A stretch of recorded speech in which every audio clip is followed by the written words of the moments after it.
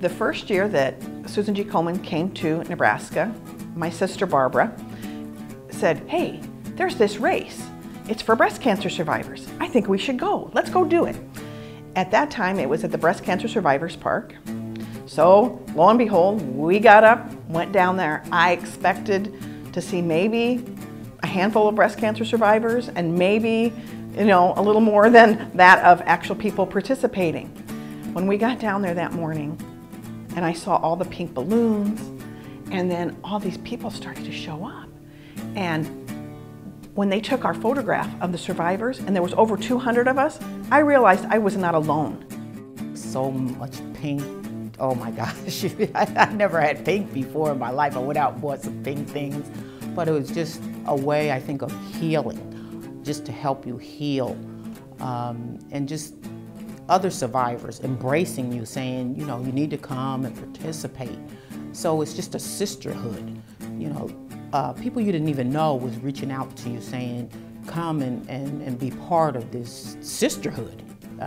Got diagnosed in '97 in July because I'm a teacher or taught for 34 years, and so that was when you went and took your checkups every summer, and so I have been out, this is my 15th year, yes. I think if I hadn't had the Susan Komen luncheons and race and the people in it, I don't think I would have had a positive outcome for myself because it was very sad and depressing. And the race isn't. It's a celebration of us, and it's a celebration of the lives of the women that we did lose. And it's just a good activity that women have something so in common. You can just visit with anyone. It includes everyone. And it really is meaningful to me, and Susan Komen is like part of my life. The Race for the Cure, every year you start right after the last race and you start participating, getting ready for the next race. Start planning where we're going to have it, what kind of sponsors are we going to have, and it just gives you something to look forward to. It gives you that drive. I got to do this, I got to do this. And between the race and Komen and all the other projects we have, it gives you that motivation to keep going. When you get that diagnosis of cancer, it really knocks you down, and you feel like there's no place to go. You're lost. You hold things inside and say, what am I gonna do? But it helps you to heal. It shows you that people care beyond your family. So it's a support group, it helps you.